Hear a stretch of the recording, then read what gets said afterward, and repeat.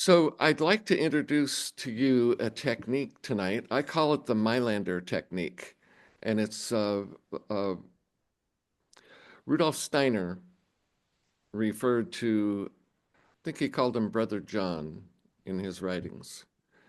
And this, who he was referring to was a teacher, kind of a low-profile teacher, named Alois Mailander. He's German, French, German, something like that. And this is back in Steiner's days, late 19th century, early 20th century, I think was the time period. And he was quite the mystic. He was a Rosicrucian, but he was working on his own. And he gathered around him a small group of students, one of whom was Steiner. And he had a lot of different practices and techniques. But one of the things he did, we've talked about the energy bubble.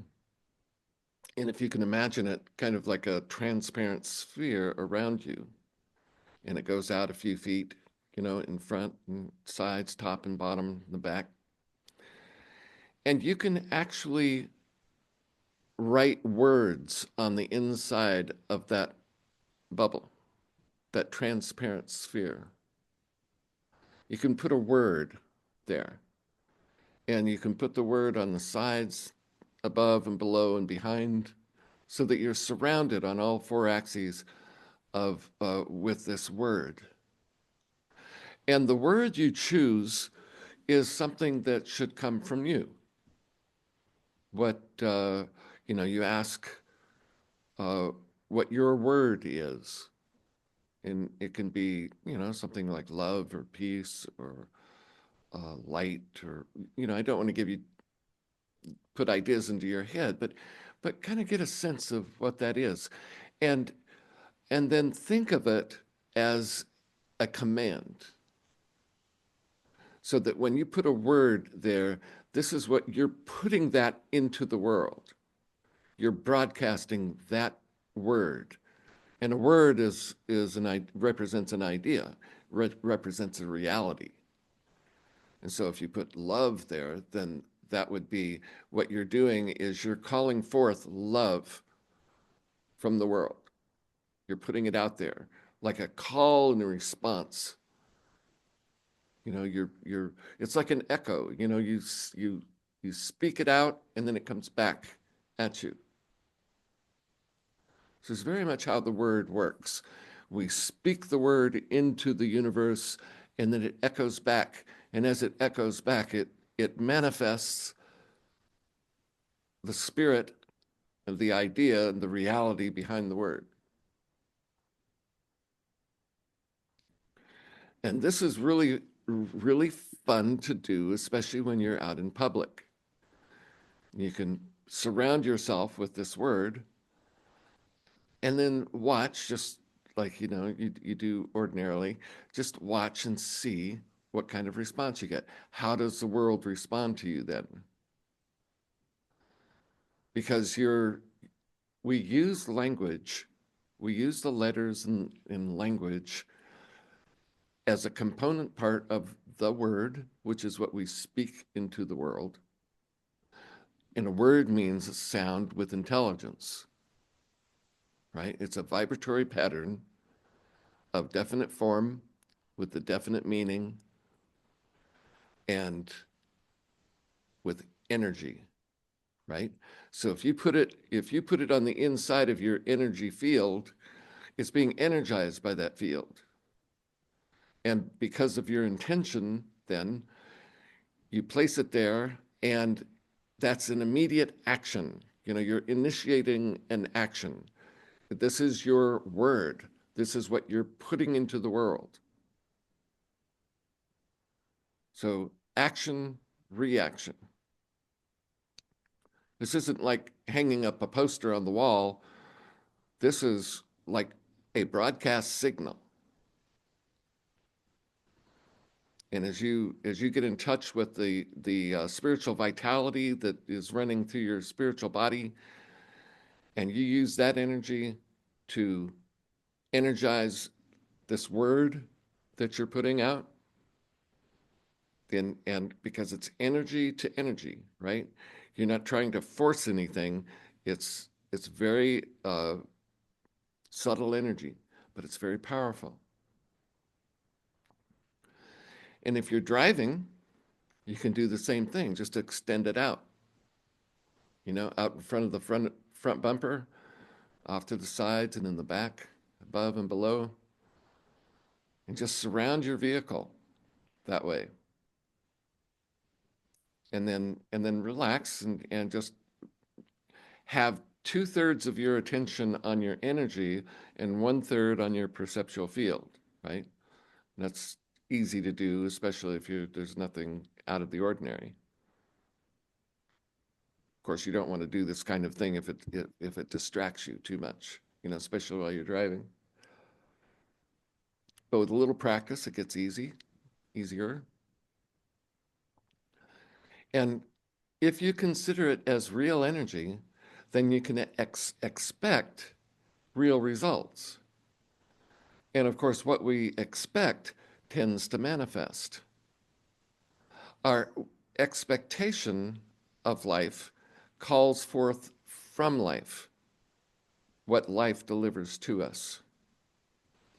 And this word that we put out around us is our expectation. You see? Now, here's where it gets really interesting, because in order to be accurate with this, you have to really examine what it is you're expecting. You know, I'm sure you know people who always expect the worst, you know, and the word on the inside of their bubble is like the worst, right? So we want to be intentional with this and thoughtful and choose a word that is in alignment with what we want. And so we have to be really clear about what we want. And this is why I had you do that exercise and to continue to do it. Because it's almost like a word puzzle, you know, when you stop to think, well, what do I want? And sometimes we want things out of reaction, you know. It's like we don't want to be sick, right? So we put up health because we don't want to be sick. But do you see how that's a negative? And we can't really fool the subconscious mind, because the subconscious mind knows that you're reacting to a fear, and so that fear is going to get carried into the process, and it's going to negate it. It's going to weaken it, water it down, adulterate it. So here's a good way to figure out what you want. I know for the longest time, if somebody asked me what I wanted for Christmas or what I wanted for my birthday, I didn't have a clue. Just could not come up with anything. And it was like that for me in every way. It's like, what do I want? What do I, you know, I would feel like I had a purpose, but I couldn't really articulate it. It wasn't like it was something that if you asked me, I could tell you. So I stumbled upon a hack, a trick, a way around that problem.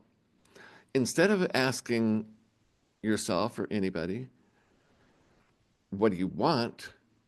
Ask, what do you love?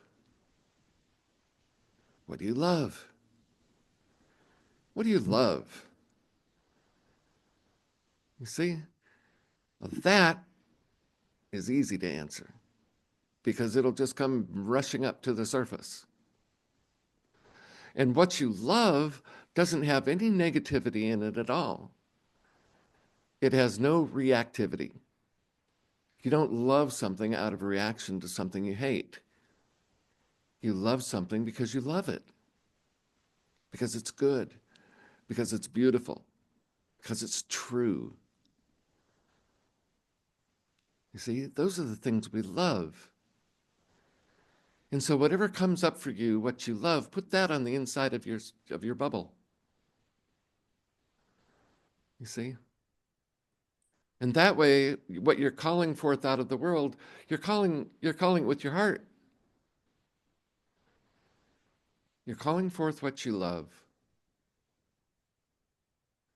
You see, and you're projecting, you're transmitting that very same thing into the world. And what you transmit will come back to you, it'll echo back to you. So for this week, when you wake up in the morning, instead of asking, what do I want? Ask, what do I love? What do I love? What's the best? And don't fall into the trap of trying to think of something grandiose, you know? It might be something like chocolate milkshakes. I love chocolate milkshakes, right? It can be anything as long as you love it, that you actually love it. See? And actually, you know, when I spoke that, didn't that kind of evoke something in you?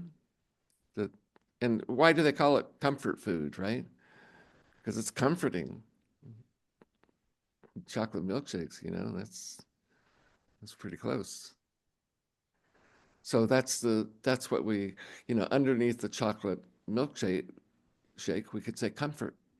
We want love. We want to be loved. Right? So these are spiritual questions, because those kinds of feelings, those are spiritual feelings. That has a definite spiritual quality to it. Love is a spiritual quality. So this is what we want to tune into and realize that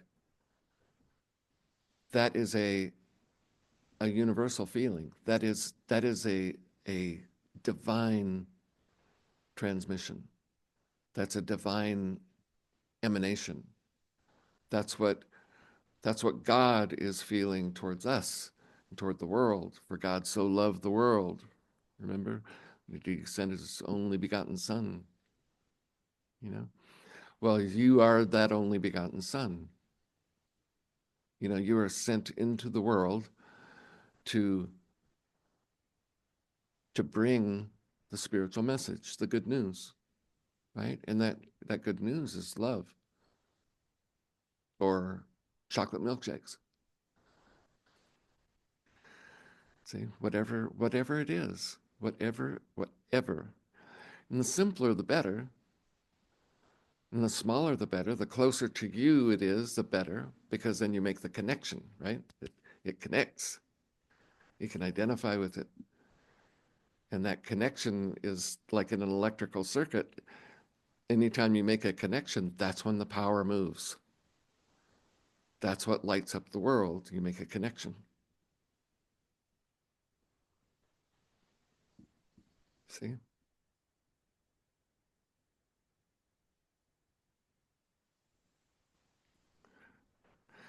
So I need to share with you. So I put it in spirit briefings, but this is too cool not to talk about. So far, you know the golden rule, the do unto others as you'd have others do unto you. I found 2 loopholes in the golden rule. And this is the second one. This is the second loophole. I love it. I love finding loopholes. So we think of do unto others as you would have others do unto you.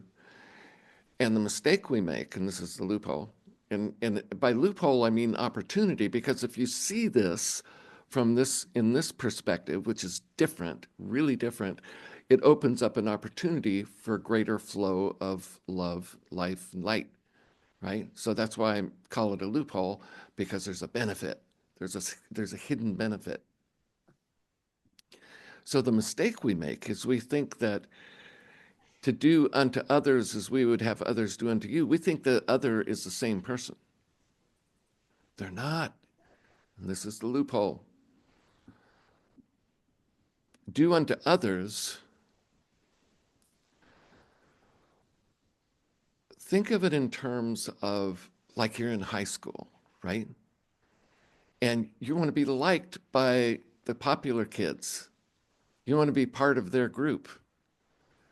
You see, you want them to treat you a certain way. You want them to recognize you and to say, and to be glad to see you, right? Oh, hey, hi, and that way you feel like you belong, right? You belong to those whom you admire. When you belong to those people whom you admire, that's a great feeling. There's nothing like it, right? So that the way you're being with them, there are people who are being that way with you. So you see the popular kids is like, above you in status, right? But these people who are looking to you, they see you as higher in status, but you perhaps see them lower in status. So you're not interested in them because it's all about you, right? You want to be liked by those you admire, and don't even notice these other guys, like. But how about if you treat them, the people below you in status, the way you would like to be treated by those who have higher status than you? You see? So instead of being, a closed loop transactional kind of thing, it becomes a top-down affair. It becomes like you're reaching up, you're receiving, and then you're giving to those below you. You see? So you do unto those others, the ones below you, the way you would want those who are above you to do to you. You see how that changes the dynamic? Changes the whole thing for me. And they're That's always, perfect. isn't that great? Isn't that just amazing? Perfect. It's reversal. It's upside down and backwards. Yep, exactly. Yeah, and so, Well, I think we have our perceptions wrong at that time in our life, with us thinking one group is higher and one group is lower. I mean, I always saw groups as others, but not maybe higher or lower. But yeah, I think you're right. And affecting the group that actually is wanting to affect me would probably benefit me in the whole of things. I'm energetically connecting to that group, and then I'm being perceived then by another group, because the energy needs to vibrate at the same level. yes, So yeah. yeah. And we're all of equal importance in the eyes of God. That's the dignity of being a human being. Everyone is valuable in the eyes of God. We're not all the same. Some of us are smarter than others, and there are some who are way smarter than us. Some of us are loving, but some people have a love that we can't even comprehend. We may We all have, bring something. huh? We We what? all bring something. Yeah, In Eli's class on Monday, it's like everybody brings a little piece of the puzzle, and it yes. all gets kind of figured out in the end. And it's really cool. Isn't that cool? Yep. Mhm. And if we make that okay, you see, then it works. Because I have no problem acknowledging that, there are people who have so much more than I do in every way, every dimension, right? And I don't have a problem with that. And I know that I have a lot more than a lot of people, the other people. And that doesn't matter to me either. You see, I'm not going to hold that over them, and neither am I going to be embarrassed or shy around people who are smarter than I am, or better than I am, richer than I am. You know, that's, I've been around billionaires, and they're just people, you know, they're just people. I agree. I feel like we all came through this incarnation with a Yeah, different experience. And some of us maybe came out of the gate a little bit faster with more confidence or more focus on right. what they wanted in the world. Maybe I was a little bit late to the party in that respect, but I feel like I got to a place where I'm confident in what I'm doing in the world too. And I can bring that Yes. confidence to, Yeah. other groups.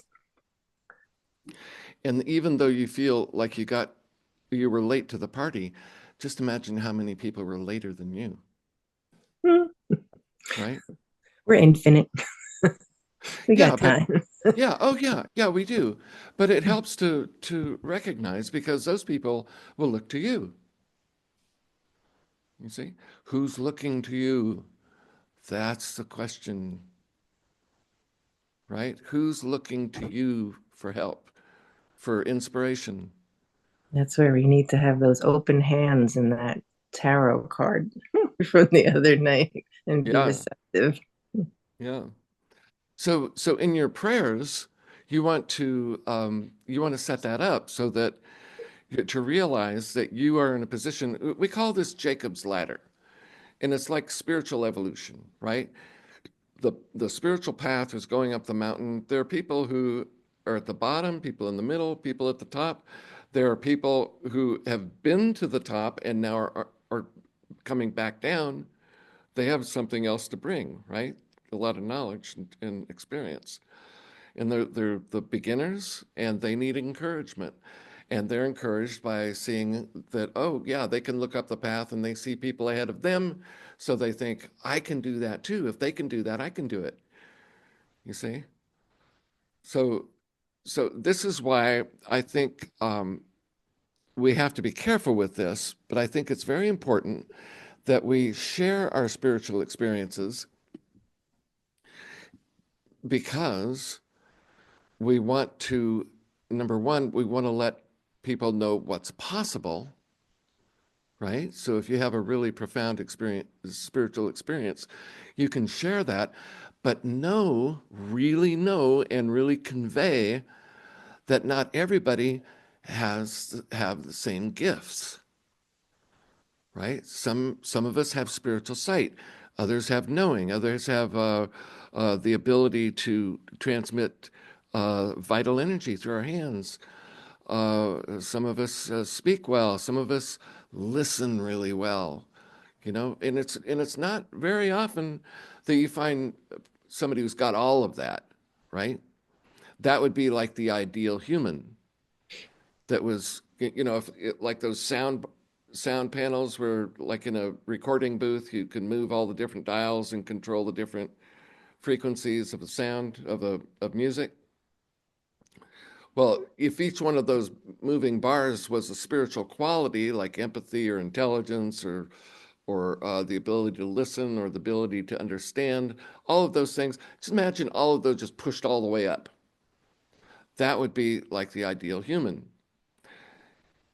We have a concept for that ideal human, and we call him Jesus Christ.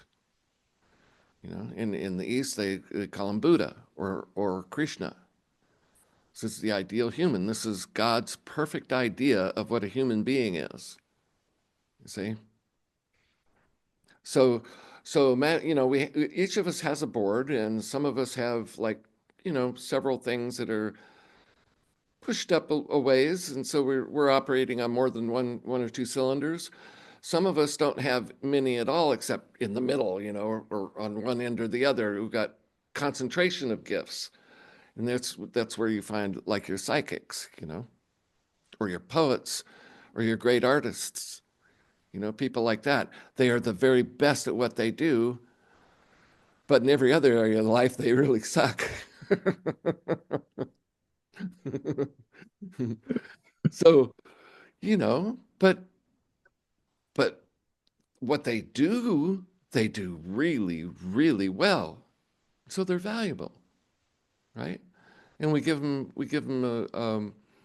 them some slack. We don't expect them to be as good in all areas of their life. Some of the great painters, a person who comes to mind, Jackson Pollock, great painter, very different kind of artist, but he was a drunk, died in a car accident, drunk driving, and in a lot of ways, his life was a wreck, just like the way he died in a wreck. A lot of people like that, but oh my God, where they shone, they really shone brilliantly, like a shooting star, just pew. You see, so if we can understand it in these terms, then it not only lets us appreciate more of life and of different people, but it also gives us we give ourselves permission to shine in the way that we shine, right? And to honor that, and not to overburden ourselves with guilt or regret or whatever for not being able to balance a checkbook, or whatever doesn't work in your life. You've got something that really does work, and you want to make sure that you are true to that, because that's your gift from God.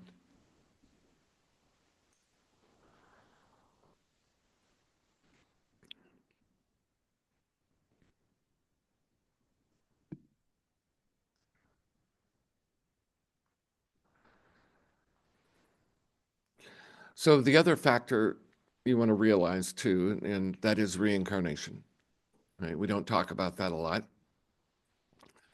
but people don't show up with an empty suitcase, Nobody's born with a blank slate, tabula rasa. Nobody is born with that. If you look at any baby, it's like they're actually more of a personality than the older they get. They kind of lose the purity of this amazing individual, There's nobody like them. Really, truly unique.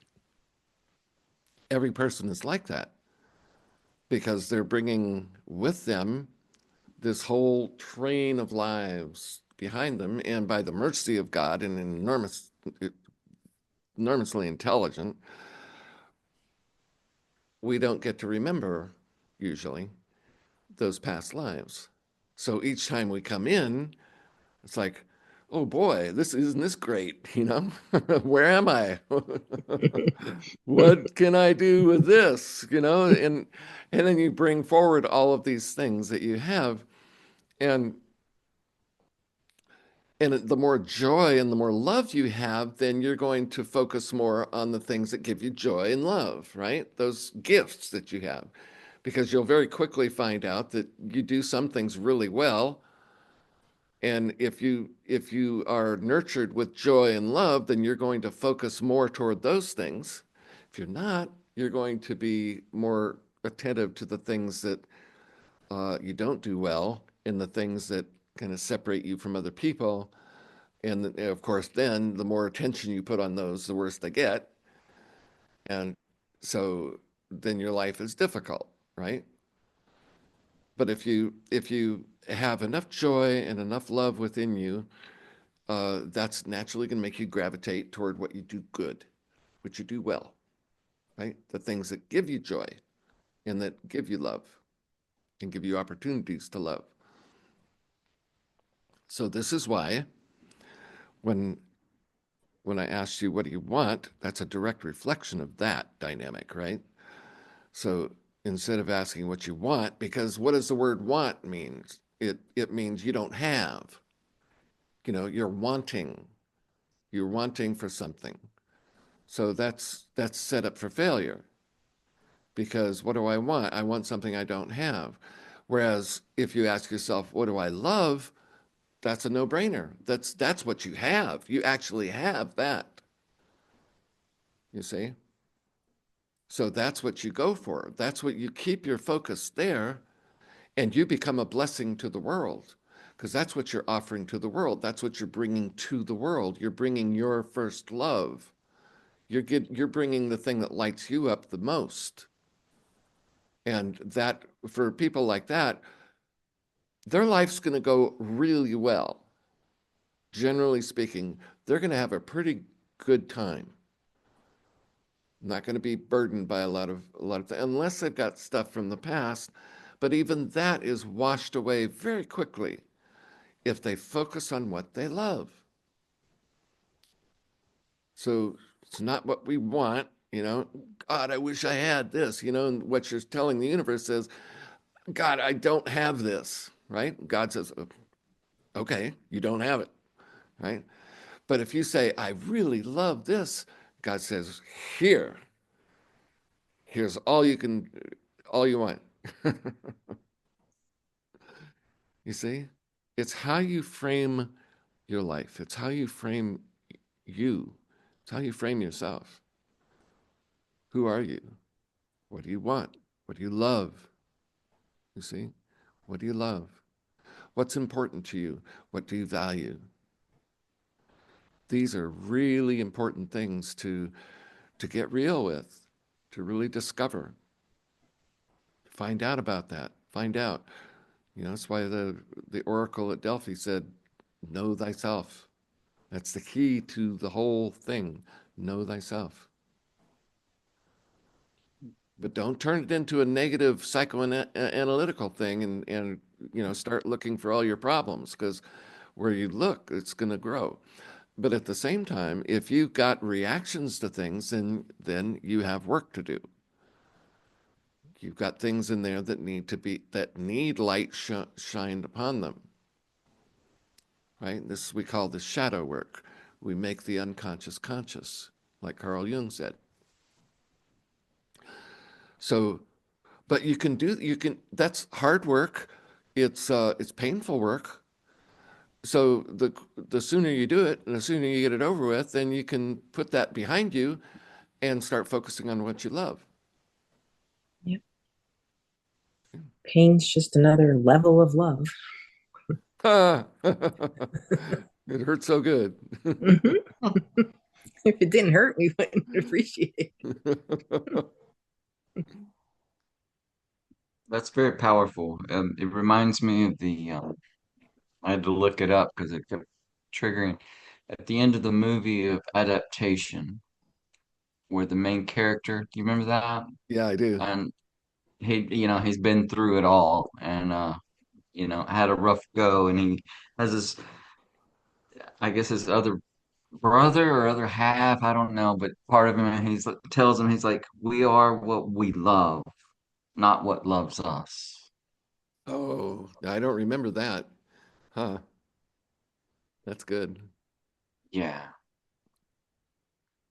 Yeah, Mhm. because I need to rewatch it because he was like in love with this girl, I think, and when he was younger, and I guess she broke his heart or never loved him back.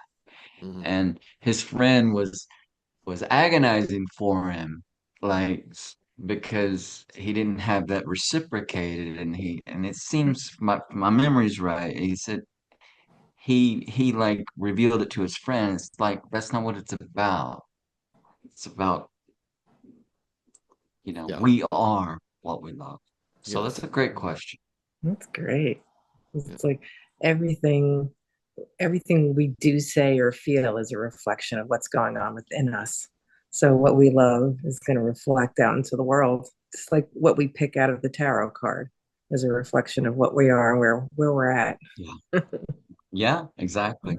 And I know the line from the A Course in Miracles says, it's really beautiful. It says, one way of looking at the world, like you talked about pain, is one way of looking at the world is everything is either an expression of love or a cry for love. Yeah. Yeah. It's a really beautiful statement. Yeah. That kind of sums up the whole book, doesn't it? It really does. I picked my word. I know my word. Okay. Oh, you brought it to the party. Awesome. Well, I know it, is what I'm saying. I know what my word is for my space. There you go. Awesome. Yeah. Yeah. So It's not love. Okay. keep it to yourself. Keep it to yourself. Keep it to myself. It's more powerful. Yeah. So, it's so important that we have a relationship with God, because that never fails. That's a source of love that never fails. Whereas people will always fail you in one way or another. It's just the fallibility of being human, right? So by going within, withdrawing from your field of perception and going within and backing up into that field of energy behind you, that column of light, and then opening up to the greater and developing a relationship with that, you see, and talking to it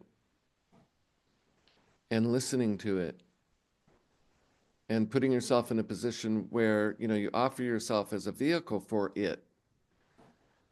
And no matter what you do, you can be washing the dishes, doesn't matter, anything.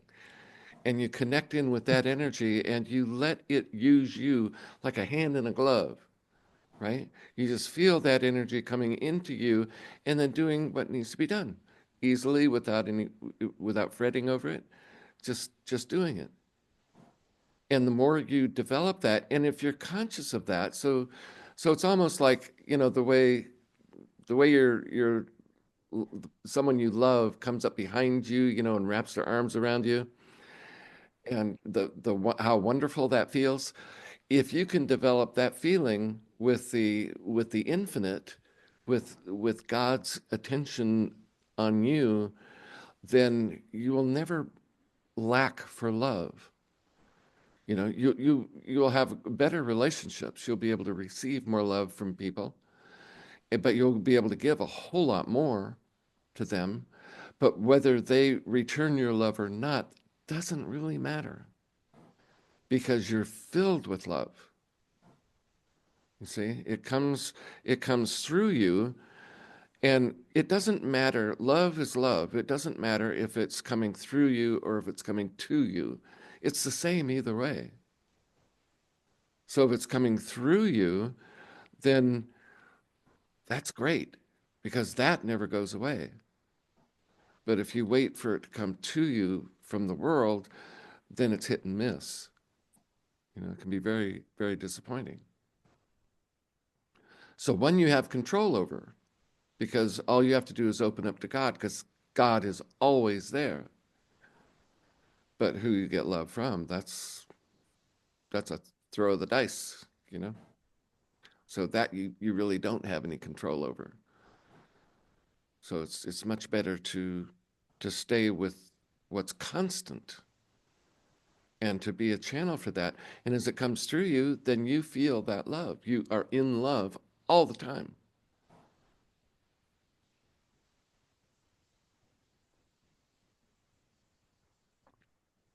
This is why Jesus said it's better to give than receive. This is what he's talking about. Because you are in control of what you give. What you receive is not always in your control.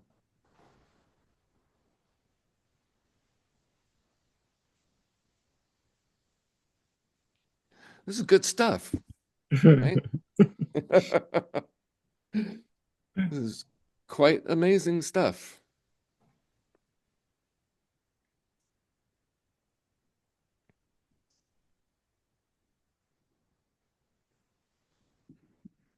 Some other time I'll tell you the other loophole I found in the golden rule.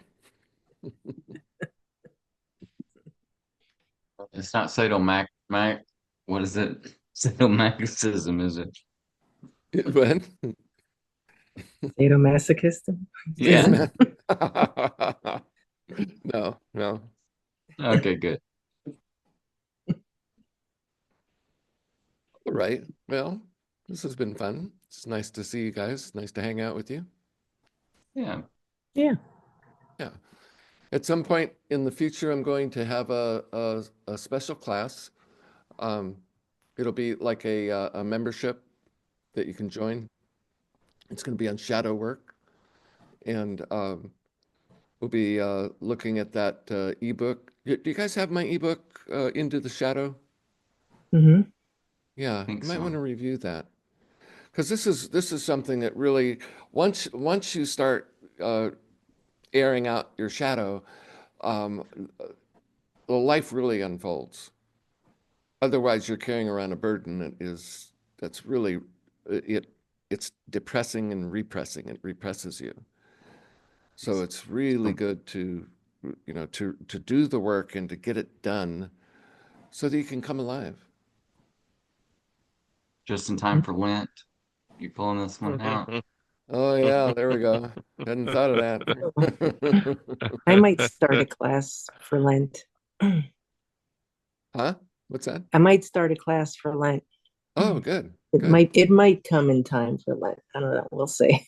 if I can, if if it's willing. Yeah. If you want to talk about it, let me know. Give me a call. We'll Yeah. talk about it. I'd love If you to. mind. Yeah. Okay. Sure. Kick the tires. Kick the tires. Take it out for a spin. Run it up the flagpole. See if anybody salutes. I know there's another right, one guys, or two. I just can't think of it.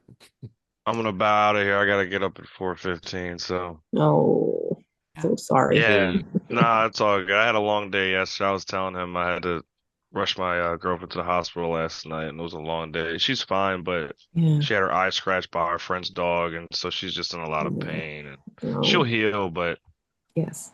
I'm tired. Yeah. Yeah. We'll say a prayer for you So, both. thank you. I appreciate it. So everyone have a great night. You I'll too. see you guys Right. next All time. right, Ricky. You too. All right. Be safe, brother. Bye-bye. So any questions or anything you wanted to talk about? I know my word.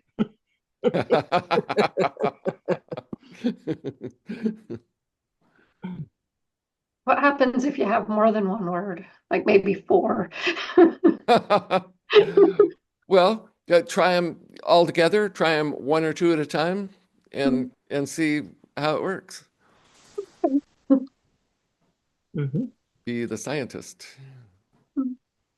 Yeah, making an experiment. That'd be cool. Yeah. Yeah. Because these things they're kind of like musical instruments, right? I mean, or musical notes. Or like if you had a bunch of singing bowls, some of them are going to play well together and some aren't. So doesn't mean the one that doesn't fit in with the others is bad. It just means maybe it needs to sound alone, right? That kind of thing. That's what I mean by experiment. Great class, Michael. Thank you. You bet, Eli. Nice It's good to see you. see everyone. All right. See y'all later. Bye-bye. Yeah, that was really good. Thank you. All right. Yep. Great. Great class. Thank you. Have a good night, and I'll see you next time. All right.